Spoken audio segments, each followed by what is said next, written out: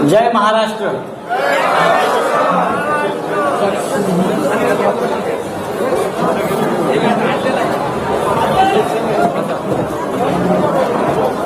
मला असं वाटतं ही आंतरराष्ट्रीय पत्रकार परिषद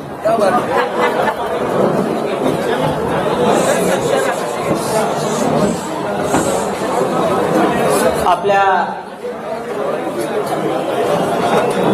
समस्त पत्रकार बांधवांचं शिवसेना भवनात स्वागत। हिंदू हृदय सम्राट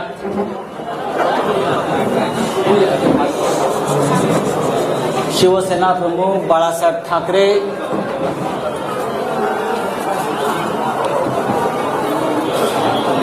यांना वंदन करतो, अभिवादन करतो, त्यांचं स्मरण करतो। कारण या वास्तूला एक महत्त्व आहे। अनेक लढे शिवसेना प्रमुखांच्या नेतृत्वाखाली आम्ही याच वास्तूतून सुरू केले। या वास्तूने अनेक हल्ले पचवलेले आहेत। नुसते हल्ले नाही तर अतिरेकांचा हल्लाही पचवलाय। याच वास्तूच्या खाली बॉम्बस्फोट झालेले आहेत अतिरेक्यांकडून।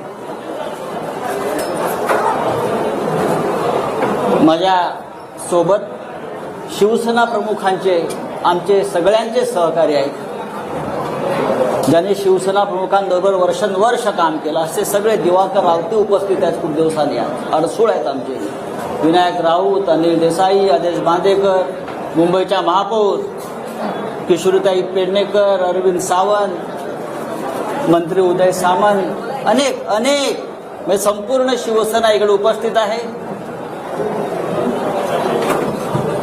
मी माननीय उद्धव ठाकरे, माननीय मुख्यमंत्री आणि शिवसेना पक्ष प्रमुख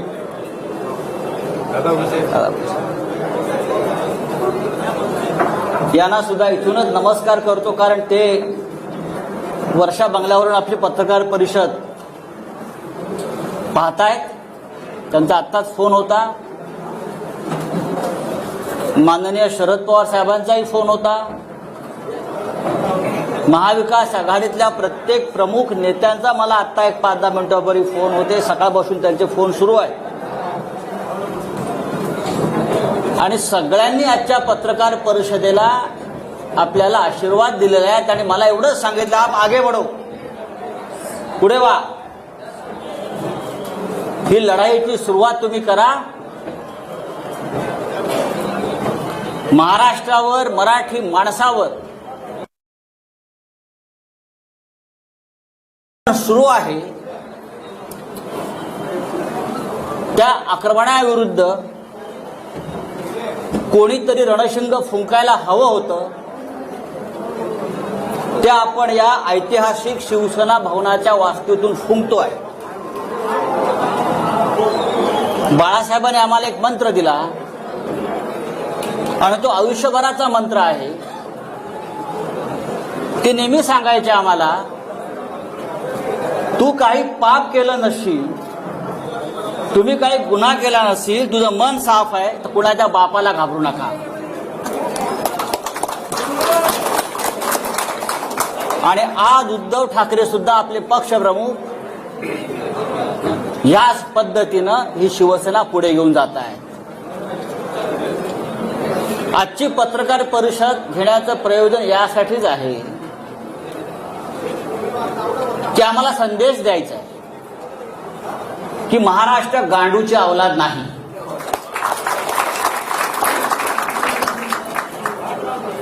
मराठी माणूस बेईमान नाही। आणि तुम्ही कितीही नामर्दांगी करून आमच्या पाठीमागे वार केले तरी शिवसेना घाबरणार नाही।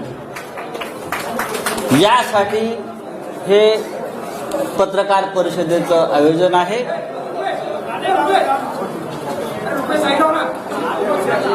गेल्या काही दिवसापासून आपण पाहताय, शिवसेना असेल, सरकार त्यांना पाडायचं आहे, घालवायचं आहे। आणि त्यासाठी केंद्रीय तपास यंत्रणांचा गैरवापर सुरू आहे. खोटे आरोप, बदनाम्या, केंद्रीय तपास यंत्रणांचा दबाव. एकतर तुम्ही सरेंडर व्हा, गुडघे टेका, नाहीतर सरकार आम्ही घालवू, अशा प्रकारच्या धमक्या सतत दिल्या जात आहेत. पहा ना, भारतीय जनता पक्षाचे जे प्रमुख लोक आहेत रोज तारखा का देत आहेत? या महाराष्ट्रामध्ये 170चं बहुमत असताना 170चं बहुमत असताना भारतीय जनता पक्षाचे लोक 2 दिवसांनी एक तारीख देतात. आता 10 मार्च नंतर, आता अमुक, हे तुम्ही कोणाच्या भरोशावर ह्या तारखा देताय? व्यंकय्या नायडू यांना आम्ही एक पत्र लिहिलंय, त्या पत्रापासून सुरुवात झालेली आहे. राज्यसभेचे चेअरमन व्यंकय्या नायडू, उपराष्ट्रपती यांना मी एक पत्र लिहून केंद्रीय तपास यंत्रणा महाराष्ट्रात काय करतायत आणि माझ्यासारख्या राज्यसभा सदस्याला कशा प्रकारे त्रास देऊ पाहतायत याचं कारण इतकंच आहे की साधारण 20 दिवसापूर्वी आणि त्याच्या आधी भारतीय जनता पक्षाचे काही प्रमुख लोक मला भेटले. हा विषय दिल्लीत मी सांगितलेला आहे. भारतीय जनता पक्षाचे काही प्रमुख लोक मला भेटले, ज्यांना मी ओळखतो. 3 वेळा मला ते भेटले आणि त्यांनी मला वारंवार हे सांगण्याचा प्रयत्न केला की तुम्ही या सरकारच्या प्रवाहातून बाहेर पडा. कोणत्याही परिस्थितीमध्ये आम्हाला हे सरकार घालवायचं आहे. आमची संपूर्ण तयारी झालेली आहे. एकतर आम्ही इतर राष्ट्रपती राजवट आणू, नाहीतर काही आमदार आम्हाला आमच्या हाताशी लागतायत, त्यांना तोडून आम्ही हे सरकार बनवू. तुम्ही मध्ये पडू नका. तुम्ही आम्हाला मदत करा आमचं सरकार येण्यासाठी. मी म्हटले, कसं काय शक्य आहे? 170 आमदारांचं बहुमत तुम्ही कसं काय उद्ध्वस्त करू शकता, पायदळी तुडवू शकता? या लोकभावना. ह्याच्यावर त्यांनी मला सांगितलं, जर तुम्ही काही लोकांनी आम्हाला मदत केली नाही तर तुम्हाला केंद्रीय तपास यंत्रणा तुम्हाला टाईट करतील. हा शब्द आहे, टाईट करतील आणि फिक्स करतील. मी आता त्यांची नावं घेत नाही, पण मी भविष्यात घेईन. आणि त्या संदर्भात दिल्लीतून सगळी सिद्धता झालेली आहे, तुमच्या लोकांना टाईट करण्याचं, फिक्स करण्याचं. आणि तुम्हाला नंतर पश्चाताप होईल की तुम्ही आम्हाला का मदत केली नाही. मी म्हटलं, काही हरकत नाही, तुम्ही काही करू शकता, पण महाराष्ट्राच्या सरकारला किंवा ठाकरे सरकारला नख लागेल असं कोणतेही कृत्य आमच्या सरकारकडून होणार नाही. त्यांनी मला असंही सांगितलं, तुम्ही पाहिलं असेल की सध्या पवार कुटुंबांवर धाडी पडतायत. सध्या त्याच काळात सध्या पवार कुटुंबावर धाडी पडतायत आणि ते सुद्धा प्रकरण सोपं नाही. आम्ही त्यांना सुद्धा टाईट करतो. शरद पवार, आणि मी नंतर माहिती घेतली तर त्याच दरम्यान 1 दिवसाच्या आड दुसऱ्या दिवसापासून पवार साहेबांच्या म्हणजे पवार कुटुंबियांच्या घरावर सातत्यानं धाडी पडू लागल्या. ईडीचे लोक हे त्यांच्या घरात, त्यांच्या मुलींच्या घरात, बहिणींच्या घरामध्ये 8-8 दिवस जाऊन ठाण बांधून बसले, बाहेर पडायला तयार नव्हते. आणि तिथे सुद्धा ह्याच प्रकारच्या धमक्या त्यांना दिल्या जात होत्या. मी जेव्हा त्यांना नाही सांगितलं की तुम्ही या भानगडीत पडू नका, आम्ही प्रतिकार करू, आम्ही प्रतिकार करू, सरकार पाडण्याचा प्रयत्न झाला तर महाराष्ट्रामध्ये ठिणगी पडेल, तेव्हा त्यांनी मला असं सांगतात ते की काही होणार नाही, आम्ही केंद्रीय पोलीस बल आणून सगळ्यांना थंड करू. ईडी तर आहेच, केंद्रीय तपास यंत्रणा आहेच. आणि तिसऱ्या दिवशी ताबडतोब माझ्यावर आणि माझ्या आसपासच्या लोकांवर ईडीच्या धाडी पडायला सुरुवात झाली. तिसऱ्या दिवशी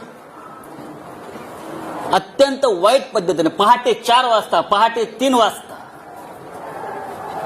आणि त्याच्या आधी धाड पडण्याआधी तो मुलुंडचा जो दलाल आहे तो पत्रकार परिषद घेतो आणि सांगतो की आता संजय राऊतांना अटक होणार आहे, आता ईडीचे लोक त्यांच्या घरी पोहोचणार आहेत, या माणसाच्या घरी पोहोचणार आहेत. हा काय प्रकार? तुमचं सरकार महाराष्ट्रात आलं नाही याचा तुम्ही सूड अशा प्रकारे केंद्रीय तपास यंत्रणांचा, सीबीआयचा, ईडीचा गैरवापर करून आम्हाला त्रास देता आणि तुम्हाला असं वाटतं की आम्ही झुकू? बाळासाहेब ठाकरेंनी आम्हाला शिकवलं नाही गुडघे टेकायचं, अजिबात. हे शक्य नाही.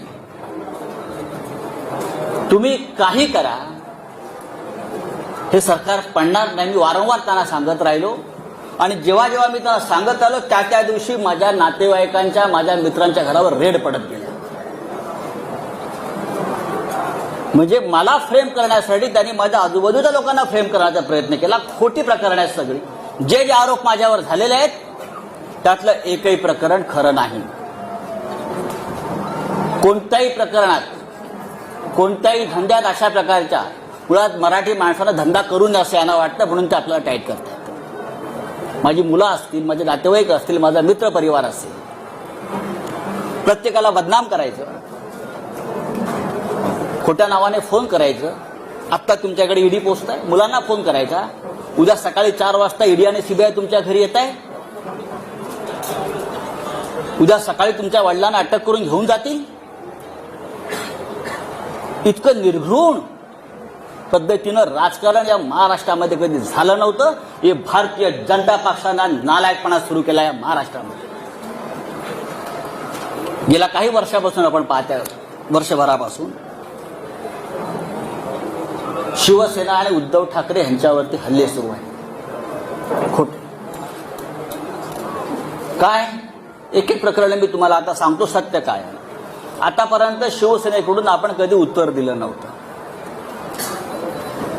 आता उद्धवजींनी मला सांगितलंय, आधी लोकांसमोर वस्तुस्थिती येऊ द्या, सत्य येऊ द्या,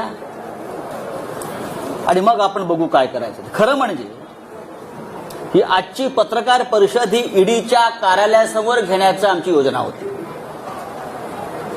पण नंतर आमची चर्चा झाली की सुरुवात इथून करू आणि अंत तिकडे करू. पाहू महाराष्ट्रात कोण राहताय ते, तुम्ही राहताय की आम्ही राहतो.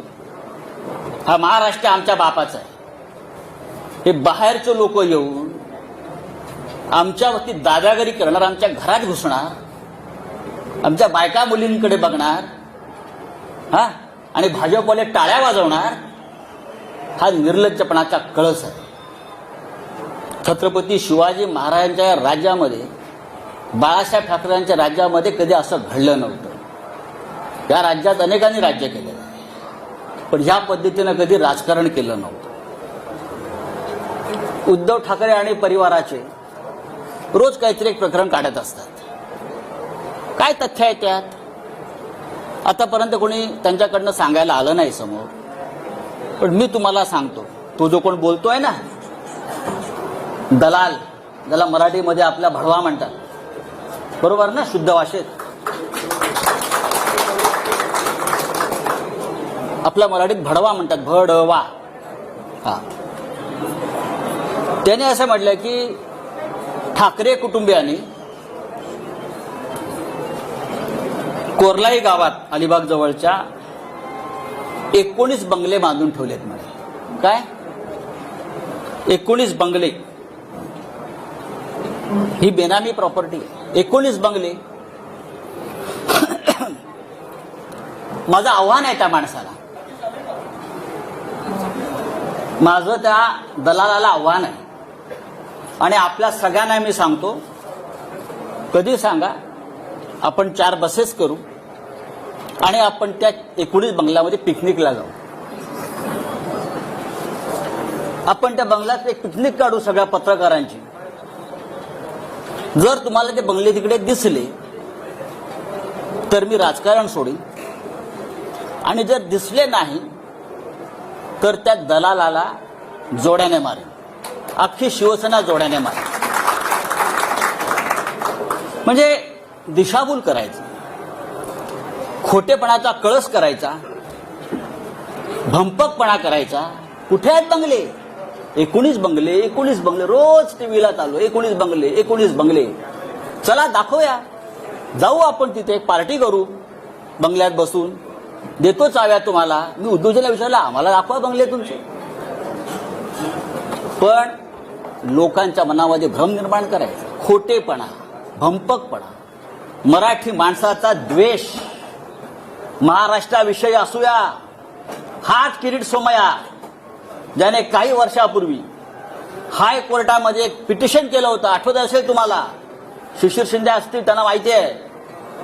मराठी भाषा, बरोबर ना, मुंबईतून मराठी भाषा शालेय शिक्षणात सक्तीची असू नये यासाठी जो माणूस कोर्टात जातो आमच्या मराठी भाषेविरुद्ध, त्याच्याकडून तुम्ही काय अपेक्षा करता? हा भारतीय जनता पक्षाचा फ्रंटमॅन आणि मराठी कट्टा चालवतात हे लोक मुंबईमध्ये. महानगरपालिका मराठी कट्टा. मराठी भाषेच्या विरुद्ध जो माणूस कोर्टात गेला महाराष्ट्रामध्ये, हाच तो भडवा दलाल आमच्या मराठी भाषेविरुद्ध. आणि काय तुम्ही सांगताय मराठीला अभिजित भाषा दर्जा आम्ही देतोय म्हणून? आधी याचं थोबाड बंद करा, आता आम्ही करू. दुसरा एक तो हल्ली म्हणतोय की आमचे श्रीधर पाटणकर आहेत आमच्या परिवारातले, त्यांनी म्हणे देवस्थानाच्या जमिनी विकत घेतल्या कर्जतला. मी स्वतः माहिती घेतली, मी त्या पाटणकरांशी बोललो नाही, पण मी स्वतः माहिती घेतली त्या संदर्भात काय आहे. माझं त्याला आव्हान आहे हा आरोप करणारा. पाटणकरांनी देवस्थानाची जमीन कुठे आणि कशी विकत घेतली तुम्ही दाखवा. जी काय जमीन तुम्ही दाखवताय ही जमीन त्यांनी, म्हणजे हे बापरे, आणि याच्याकडून त्याच्याकडे, त्याच्याकडून ह्याच्याकडे, त्याच्याकडून ह्याच्याकडे, त्याच्याकडून ह्याच्याकडे, असे मध्ये 12 लोक आहेत. आणि 12व्या माणसाकडून पाटणकरांनी खरेदी केली. त्यांचा आणि देवस्थानाचा काही संबंध नाही. 2014 साली ही जमीन त्यांनी सलीम बिलाखियाकडून घेतलेली आहे. बिलाखियाने अविनाश कडूकडून घेतलेली आहे. अविनाश कडूने अर्जुन गुरवकडून घेतलेली आहे. अर्जुन गुरवने विठ्ठल गुरवकडून घेतलेली आहे. अशी एक मोठी अशी काय ती त्याच्यामध्ये नाव आहे. देवस्थानाकडून जमिनी आम्ही खरेदी केल्या. काय कशा करता? संजय राऊत आमचे आनंदराव अडसूळ ते वारंवार सांगतायत की मी निर्दोष आहे, माझ्यावरती खोटे आरोप आणि हे फ्रेम केलेले आहेत, तरी त्यांच्या विरोधामध्ये बोलत राहायचं, त्यांची बदनामी करत राहायचं. आनंद अडसूळ आमचे, भावना गवळी, रवींद्र वायकर, अनिल परब आणि सगळं झालं होतं मग माझ्याकडे. कारण मी म्हटलं सरकार पडू देणार नाही, प्राण जाय पर वचन न जाय. तेव्हा माझ्या मागे लागले. त्यांनी केलेला प्रत्येक आरोप हा खोटा आहे. माझ्या आयुष्यामध्ये मी कधी चुकीचं काम केलं नाही. आज सकाळीच मला कळलं की माझ्या बँकेत ईडीचे लोक गेले आहेत. माझ्या बँकेत सारस्वत बँक, स्टेट बँक, मला तो फोन आला की ईडीचे लोक आले. काय म्हणून? तुमचे 20 वर्षाचे म्हणे बँकेचे स्टेटमेंट्स घेऊन गेले. 20 वर्षाचे. बोलो ठीक आहे, घेऊन जाऊ द्या. बरं, ईडीचा तपास कसा आहे बघा, फार गमतीचा तपास आहे. माझं गाव अलिबाग. आता माझी जमीन लहानसण जी असेल ती अलिबागलाच असेल ना, ती मॉरिशसला नसेल, किंवा भारतीय जनता पक्षाच्या नेत्यांप्रमाणे कुठे लंडन अमेरिकेत माझ्या प्रॉपर्ट्या नसतील. 50 गुंठे जमिनीचा तपास ईडी करत आहे. किती? 50 गुंठे जमिनीसाठी ईडीच्या लोकांनी गेल्या 15 दिवसापासून त्या गावातल्या, किहीम गावातल्या आणि इकडल्या मुंबईतल्या त्यांच्या नातेवाईकांना, म्हणजे कोणाची 2 गुंठे जमीन, कोणाची 1.5 गुंठे जमीन, अशा आम्ही पूर्वी घेतलेल्या जमिनी मिळून 50-55 गुंठे, टोटल 30-40 लाखाच्या पुढे व्यवहार नसेल. पहाटे 4 वाजता घरात घुसायचं, त्या गरीब लोकांना उचलायचं आणि ईडीच्या कार्यालयामध्ये आणून बसवायचं आणि धमक्या द्यायच्या, तुला जेलमध्ये टाकील, तू संजय राऊतांच्या विरुद्ध लिहून दे, की तुला त्याने किती कॅश दिली. गरीब लोक आहेत, घाबरतात. त्यातले काही लोकांचे आई वडिलांकडून घेतलेले आहेत, ते मरून गेलेले आहेत बरं का. 12-12, 14-14 तास बेकायदेशीरपणे त्यांना डांबून ठेवण्यात आलं. कोणत्या कायद्यानं, कोणता तपास आपण करताय? 55 गुंठे जमिनीचा तपास ईडी करताय. किती मोठं काम आहे ईडी समोर. धमक्या देत आहेत, दादागिरी करतायत. जेल में डालेंगे, इधर नहीं तिहार के जेल में डालेंगे, तिहार के. सगळ्यांचं नोटिंग झालेलं आहे. हे कोण आहेत ते बघू 2024 नंतर काय करायचं ते. ही कोणती पद्धत आहे? आमच्या मुलीच्या लग्नाच्या हिशोबाला लागलेत. फूलवाले, पताकावाले.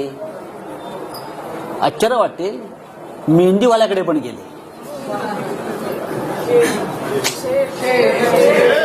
मेहंदीवाल्याकडे गेले. मेहंदी, हे नेल पॉलिश करणारे. कितना पैसा दिया, कितना पैसा दिया? हे ईडीचं काम, हे ईडीचं काम. गुजरातमध्ये 25,000 कोटीचा घोटाळा झाला. त्यांच्या डोळ्यासमोर 2 वर्ष FIR नाही घेतली तुम्ही. 1 वर्षापूर्वी मुंबईत एक लग्न झालं एका भारतीय जनता पक्षाच्या नेत्याच्या मुलीचं. आम्ही का बोललो का? ते वनमंत्री होते म्हणून त्यांनी त्या लग्नाचा सेट जंगलाचा केला, जंगलाचा. आणि त्याला फील यावा जंगलाचा म्हणून ते कार्पेट टाकलं होतं. त्याची किंमत 9.5 कोटी रुपये होती. ईडीला काय दिसलं नाही का? हे आम्ही म्हणतो घरातलं लग्न आहे, घरात शिरायचं नाही. पण आमच्या घरात तुम्ही शिरता अशा पद्धतीने. म्हणजे ही काय पद्धत काय? मुलांच्या घरात तुम्ही शिरताय, मुलांच्या दुकानात शिरताय, मुलांच्या कामाच्या ठिकाणी शिरताय, दादागिरी करताय, देख लेंगे बोलताय. अरे बघा ना, मी सांगतो बघा. मी पहिला माणूस आहे सांगणारा की बघा म्हणून. बघूनच घ्या. जेलमध्ये टाकणारा टाका, मी जायला तयार आहे. पण माझ्याबरोबर तुम्ही सुद्धा असाल सगळे. आता मी काही गोष्टी तुम्हाला सांगतो,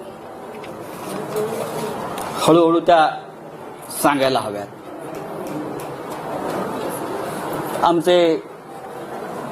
मला कोणतरी म्हटलं की तुम्ही जिथे कपडे शिवले तिथे पण ईडीवाले गेले होते म्हणजे लग्नाचे कपडे शिवले. मुलुंडला टेलर आहे आमचा एक, तिथे गेले होते. किती कपडे शिवले म्हटलं. म्हणजे ईडी हा काय प्रकार आहे हे तुम्हाला कळलं पाहिजे म्हणून तुम्हाला मी सांगतो. मैंने जहां कपड़ा सिलाया ना मुलुंड में, वो टेलर के पास भी ईडी के लोग आए थे. क्या क्या सिलाया, कितने सिलाया, कितना बिल दिया, कितने सूट सिलाया. अब सिर्फ जूते वाले के पास जाना बाकी. हाँ, जाने दो कहाँ जाना चाहिए, लेकिन टक्कर शिवसेना से आप ध्यान में रखिए.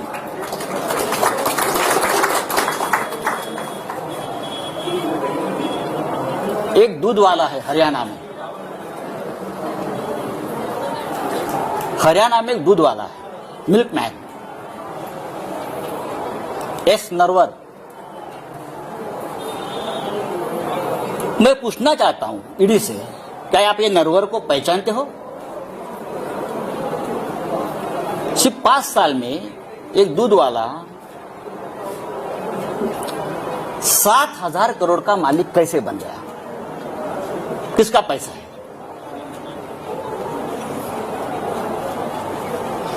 7,000 करोड़ का मालिक कैसे बन गया? जब से महाराष्ट्र में बीजेपी की सरकार आ गई तब से उसका महाराष्ट्र में आना जाना शुरू हो गया.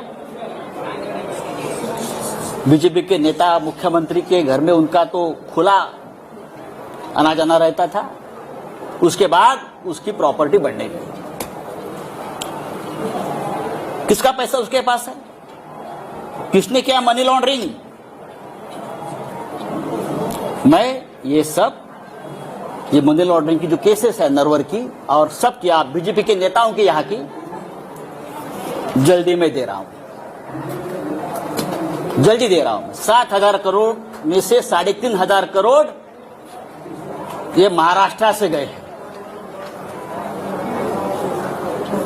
3,500 करोड़ की प्रॉपर्टी महाराष्ट्र में जो उनको प्रोजेक्ट मिले, महाराष्ट्र से जो करप्शन हुआ है पहले वाली सरकार में, वहां से गई है।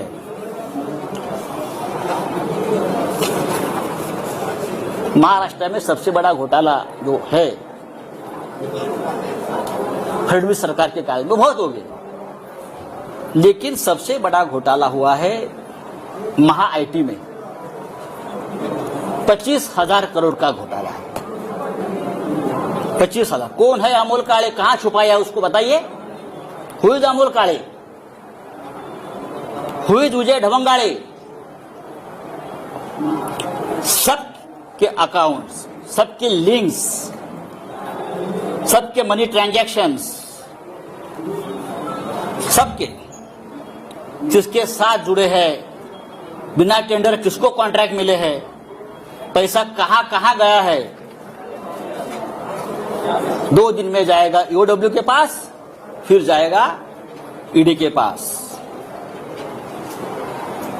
5,000 करोड़ का तो हिसाब मेरे पास आया है। 5,000 करोड़ का हिसाब मेरे पास आया है, वो जाएगा। हमारी 1 गुंठा जमीन आप निकालते हो, हमारे कितने बंगले, 19 बंगले निकाल रहे हो जो नहीं है जमीन पर। हाँ, मैं सेंटर ही हूं, आप मुझे नहीं बदल सकते। आप मुझे बताइए, ईडी के पास काम नहीं है क्या? जो हमारे जैसे मिडिल क्लास लोग जो है महाराष्ट्र में, उनके पीछे पड़े हो। पढ़ना है तो पढ़ लीजिए, लेकिन आपने गलत आदमी से पंगा लिया है। आपने शिवसेना से पंगा लिया है, आपने महाराष्ट्र से पंगा लिया है। मैं इतना आपको बताना चाहता हूं। अब मैं वापस आता हूं, परत आता मी येतो। तुमचे प्रिय जे रोज असतात ना तत पप करत, त्यांनी म्हणे पीएमसी बँक घोटाळा काढला। पीएमसी बँक घोटाळा, दुसरे काढलंय पत्राचाळ, आणि पीएमसी बँक घोटाळा पत्राचाळीशी त्यांनी आमचा सगळ्यांचा संबंध लावला। माझं तिथे बँकेत कधी खातं नाही, मला ती बँक कुठे माहित नाही। पत्राचाळ मी अद्याप बघितलेली नाही। ठीक आहे, माझ्या आसपासचे मित्रपरिवार त्या व्यवसायात कुठे असतील मला माहित नाही, असू शकतात माझे। आणि मी कधीही ज्यांची ज्यांची नावं घेतली आहेत ते सगळे माझे मित्र आहेत, मी कधी टाळणार नाही। मी पळपुटा नाही, माझे मित्र आहेत ते,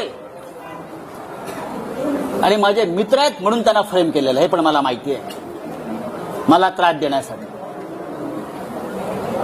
आता हे जे कोणी आहेत तुमचे दलाल, भडवे ज्याला आपण मगाशी म्हणत होतो, ते वारंवार जे सांगतायत की पीएमसी बँक घोटाळ्यातले पैसे हे वापरतायत आले आहेत।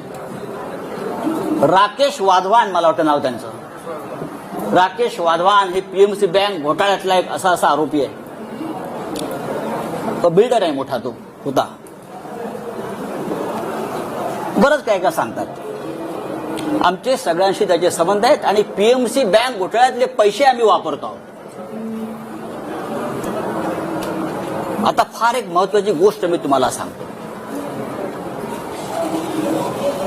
राकेश वाधवानला त्या काळात कोण ओळखत नव्हतं, सगळेच ओळखत होते।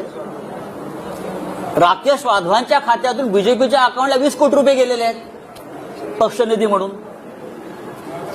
बीजेपीच्या अकाउंटला 20 कोटी ऑफिशियली गेले आहेत राकेश वाधवानचं, हे सगळ्यांना माहिती आहे। पण आता हे जे महाशय बोलतात आमच्यावर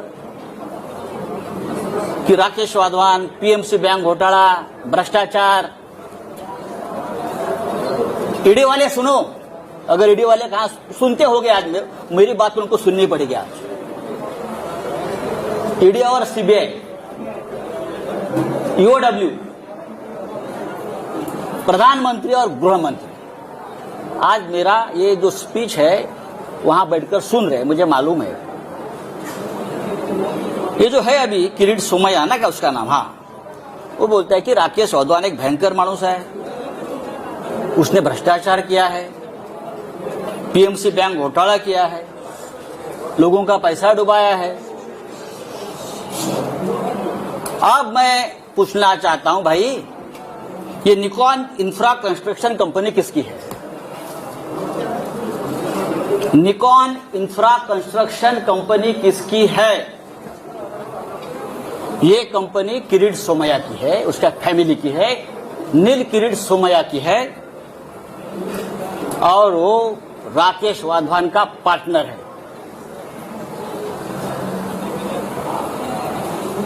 निकॉन इन्फ्रासाठी पीएमसी बँक घोटाळ्यातल्या पैशाची गुंतवणूक करून हजारो कोटी रुपयाचा प्रकल्प त्याने मौजे गोखिवरे तालुका वसईत उभारलेला आहे।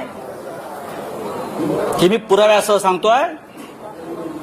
पीएमसी बँक घोटाळ्याचा मास्टर माइंड एचडीआयएलचा राकेश वाधवानशी यांचा थेट आर्थिक संबंध आहे। पीएमसी बँक घोटाळ्यातल्या प्रकरणात ब्लॅकमेल केलं यांनी आणि वाधवानकडून कोट्यावधी रुपयाची जमीन यांनी आपला एक फ्रंटमॅन आहे लाडानी म्हणून त्याच्या नावावर घेतली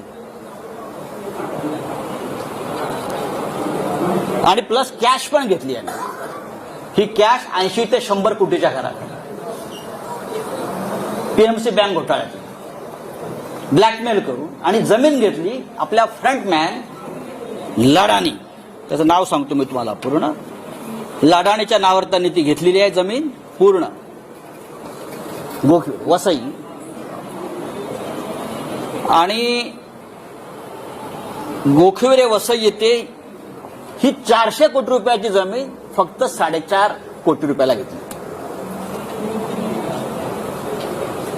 अशा 2 जमिनी त्याने घेतलेल्या आहेत। एक जमीन 7 कोटीला घेतली आणि त्या जमिनीवर जी कंपनी आहे या कंपनीचा डायरेक्टर नील किरीट सोमैया निकॉन फेज 1 आणि निकॉन फेज 2 हे हजारो कोटीचे प्रकल्प उभारले जातात। हा सगळा पीएमसी बँकेतला पैसा।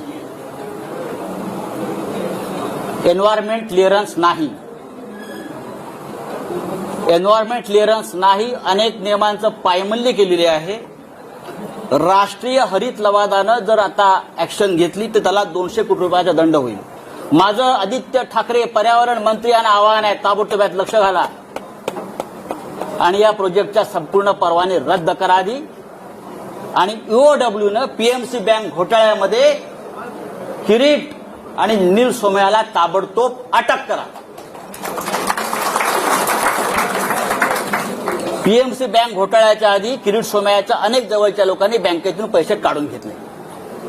मी तुम्हाला नंतर ती यादी देणार आहे, म्हणजे याला घोटाळा होतोय माहिती आहे। मुळात पीएमसी बँक घोटाळ्यातल्या या माणसानं किरीट सोमैयाच्या माणसाला जमीन का विकली? 2015 साली तेव्हा घोटाळा सुरू होता ना। हा भ्रष्टाचाराविरुद्ध लढणारा माणूस स्वतः हा आम्हाला अक्कल शिकवतोय, आम्हाला ज्ञान देतोय। हे एक लक्षात घ्या, हे सगळं एका बाजूला भ्रष्टाचारावरती भजन करायचं, दुसऱ्या बाजूला महाराष्ट्र लुटायचा, मुंबई लुटायची, आमच्यावरती आरोप करायचे मुंबई महानगरपालिकेपासून सर्वत्र, आणि आपले भ्रष्टाचार लपवायचे।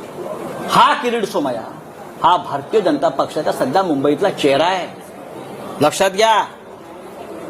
हे जे आहे हा देवेंद्र रजनीकांत लधानी त्याचं नाव आहे। He the front man of Kirit Somaiya, आणि त्याने राकेश वाधवानशी व्यवहार केलेला आहे मोठ्या प्रमाणात, कोट्यावधी रुपयाचा। ते सगळे पैसे पीएमसी बँक घोटाळ्यातले आहेत, ते सगळे पैसे ते व्यवहार हे त्या बँकेसंदर्भातलेच आहेत आणि 1540 संदर्भातले पैसे सुद्धा याच्यामध्ये गेलेले आहेत। याची संपूर्ण चौकशी महाराष्ट्राच्या मुख्यमंत्र्यांनी करावी। यांचं माझं बोलणं झालेलं आहे। हे फक्त मी 5% सांगितलंय, कारण बाकी सगळे पेपर्स आज जातील। दुसरी गंमत तुम्हाला सांगतो, पीएमसी बँक घोटाळ्याचा तपास ईडी करत आहे। हे सगळे कागद ईडीकडे मी 3 वेळा पाठवलेले आहेत। हे सगळे पेपर्स, ऑल डॉक्युमेंट्स भ्रष्टाचाराच्या या किरीट सोमैयाच्या गेल्या 3 महिन्यामध्ये मी किमान 3 वेळा ईडी कार्यालयात पाठवलेले आहेत. तुम्ही 1 गुंठे 2 गुंठेवाल्यांना बोलवता आणि मी बघितलंय हा किरीट सोमय्या आतमध्ये बसून ईडीच्या कार्यालयामध्ये दही आणि खिचडी खात असतो रोज. हा, त्याच्या बापाचं राज्य आहे का इथे? तुम्ही आमच्या मराठी लोकांना बोलवणार, तुम्ही आमच्या मंत्र्यांना बोलवणार, तुम्ही आमच्या आमदार खासदारांना बोलवणार. और ये जो लोग हैं, ईडी का करप्शन इस हद तक है कि ये सब लोग ईडी के वसूली एजेंट बन गए. और मैं ये बहुत दावे के साथ कहता हूं. अब और एक मैं आपको बहुत इंटरेस्टिंग और मजे की बात बताने जा रहा हूं. ईडी वाले सुनो और हिम्मत है तो मेरे घर पर आइए. मैंने पहले भी इस मंच से कहा था मैं नंगा आदमी हूं, मैं शिव सैनिक हूं. आप कितना भी मेरे बारे में गलत कर लीजिए, कितनी भी फ्रेम कर लीजिए, आई विल फाइट. मैं ईडी वाले से पूछता हूं कि जितेंद्र चंद्रलाल नवलानी कौन है? नाम लिख लीजिए, जितेंद्र चंद्रलाल नवलानी.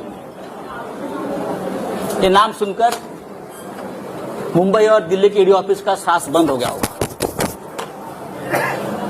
उनको पसीने छूटे हैं.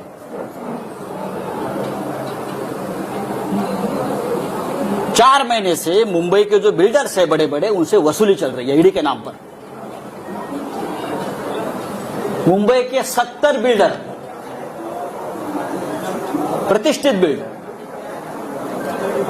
उनसे ईडी के नाम पर जो वसूली हो रही है उसको ईडी को भी पता है, कुछ अधिकारियों को पता है. ये कौन है, ये किसके लोग हैं, सब डेटा मेरे पास है. और मैं सबसे पहले प्रधानमंत्री मोदी जी को इस बारे में, जैसे वेंकैया जी को लिखा है, मैं मोदी जी को लिखूंगा, मैं अमित शाह जी को लिखूंगा. बाद में जानकारी यही जगह से आपको दूंगा.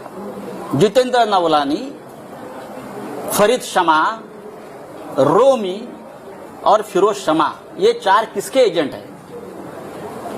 मुंबई के 60 बिल्डरों से लोगों ने लगभग 300 करोड़ रुपए जमा किए हैं.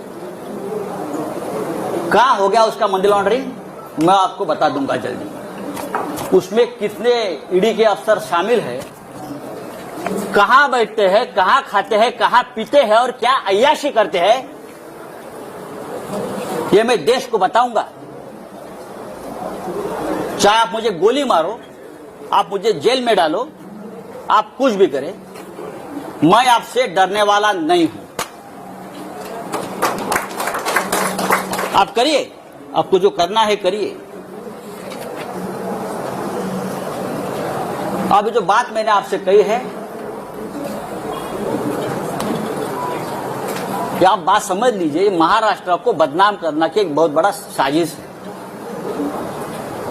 महाराष्ट्र, बंगाल और झारखंड, ये 3 राज्यों की सरकार गिराने की साजिश चल रही है और ईडी और सीबीआई का हथियार बना रहे हैं. हमारे जैसे लोग जो पार्टी के लिए अपनी जान देने को तैयार है, हमारे जैसे लोग, हम सबको तकलीफ देंगे, धमकाएंगे, डराएंगे. लेकिन भाई आपने हमारा डीएनए अभी तक देखा नहीं है क्या है. ऐसी कोई जेल बनी नहीं है कि मुझे 2 साल तक जेल में रखे. हमने बहुत देखा है जिंदगी. आइए, अरे बच्चों को धमकाते हैं लोग, ईडी वाले छोटे छोटे बच्चों को धमकाते हैं. 80 साल के एक बुढ़े को पकड़ कर लेके गए अलीबाग से, 80 ईयर्स ओल्ड हार्ट पेशेंट. वो रो रहा था कि मुझे अब याद नहीं है भाई, इतने साल का एक ट्रांजैक्शन है, मुझे कैसे याद होगा 2-4 लाख का ट्रांजैक्शन है. तू यहां ही मरेगा, तू घर में नहीं जाएगा. इस प्रकार से ईडी के अधिकारी ने उसको धमकाया. अमित शाह, मोदी जी से मेरा ये निवेदन है, क्या यही आपकी डेमोक्रेसी है? आप इमरजेंसी के बारे में बड़े बड़े भाषण देते हो, आक्रोश करते हो, और ये आपकी एजेंसी। अरे हमसे लड़ो ना। जिस दिन मेरे रिलेटिव्स के ऊपर, मेरे दोस्तों के ऊपर रेड्स हो रही थी और इनोसेंट लोगों को पकड़कर लेके जा रहे थे, उस रात को मैंने अमित शाह जी को फोन किया था। उस रात को मैंने अमित शाह जी को फोन किया था। मैंने कहा कि अमित शाह जी, मैं आपका बहुत रिस्पेक्ट करता हूं, आप बड़े नेता है, आप देश के गृह मंत्री हैं, लेकिन ये जो चल रहा है ये ठीक नहीं है।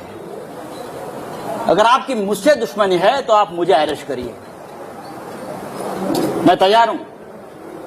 आप मुझे टॉर्चर कीजिए, लेकिन आप मेरे नजदीकी, मेरे दोस्त, मेरे रिलेटिव्स, मेरे बच्चे, आप उनको क्यों टॉर्चर कर रहे हो आपकी एजेंसी? मैंने कहा उनको, और भी मैंने लोगों से बात की। ये शिवसेना भवन है, बाला साहब ठाकरे जी से हमने हमेशा प्रेरणा ली है। ये महाराष्ट्र है, ये छत्रपति शिवाजी का महाराष्ट्र है। मैं इतना ही कहूंगा, आप करिए कुछ भी, हम झुकेंगे नहीं, हम डरेंगे नहीं, हम झुकेंगे नहीं, लेकिन आपको झुकाएंगे हम। किसी भी हालत में महाराष्ट्र में ठाकरे सरकार रहेगी और 2024 में भी देश में परिवर्तन होगा। तभी डराने वाले, धमकाने वाले कहां होंगे, इतना मैं कहूंगा। जो मुझे बात कहनी थी मैंने कह दी है। मुझे लगता है नो क्वेश्चन आंसर्स, ये काफी है। और ये बात अब तक, ये कहानी पूरी नहीं हुई है, ये ट्रेलर है। आने वाले समय में कुछ वीडियो, कुछ क्लिप्स और डॉक्यूमेंट्स लेकर मैं सामने आ जाऊंगा। मैं देखता हूं कौन क्या करता है। आप दिल्ली में, कुछ लोग गए, दिल्ली में जाओ, नहीं तो जो बाइडेन के पास जाओ, मुझे कोई फर्क नहीं पड़ता है। मैं शिवसैनिक हूं, मेरी जिंदगी संघर्ष में गई है, लड़ाई में गई है। बाला साहब ठाकरे जी का मुझे हमेशा आशीर्वाद मिला है हम सबको, हम हारने वाले नहीं है। जय हिंद, जय महाराष्ट्र। हाँ, हेलो हेलो, अरे आवाज नहीं।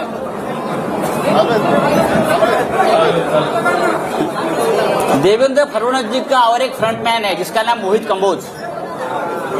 मोहित कंबोज, फडणवीस साहब का आजकल वो बहुत ब्लू आइड बॉय है, ऐसा मुझे कहा, मैं तो पहचानता नहीं। वो फडणवीस साहब को डुबाने वाला है। ये जो मैं देख रहा हूं, मैं थोड़ा सा बाकी है। ये जो पत्राचाल वाला इशू निकाला है ना, ये पत्राचाल की जमीन खरीदने वाला मोहित कंबोज है। सबसे बड़ा घोटाला, और उसमें भी पीएमसी बैंक का पैसा लगा है। पीएमसी बैंक को डुबाने वाला, वहां का करप्शन का पैसा ये पत्राचाल में लगा है। और मोहित कंबोज का वहां एक द लग्जर कंस्ट्रक्शन प्रोजेक्ट बन रहा है पत्राचाल पे, और हम पे उंगली दिखा रहे हैं। दूसरी बात है कि और एक है, सॉरी, उसके बारे में मैं और बता दूंगा। कागज कहाँ गया हो? और एक कागज था उसका, हाँ, राकेश वाधवान, जो मैंने नाम लिया था, राकेश वाधवान, उसके पास से ये मोहित कंबोज के केबीजी ग्रुप ने 1,65,000 स्क्वायर मीटर की जगह में 40 एकड़ क्षेत्र में से 455,715 स्क्वायर मीटर, जिसकी कीमत है 12,000 करोड़, मोहित कंबोज ने खरीद लिया। कितने में खरीद लिया? 100 करोड़ में सिर्फ। कैसे? किसका पैसा है? और लोग बोलते हैं ये हमारे फडणवीस साहब का ब्लू आइड बॉय है, ब्लू आइड बॉय है। ये Kamboj bio farming private limited, KBG ventures, Ironman real estate, Tirth experience private limited, KBG hotels, Shivabi hotel, silver stick film company, Kaal Bhairav ventures, Naps media solutions, PM reality, Kaal Bhairav, उसमें किसका पैसा कहां से आया है? फडणवीस साहब, सिर्फ आपको ही मालूम है। धन्यवाद।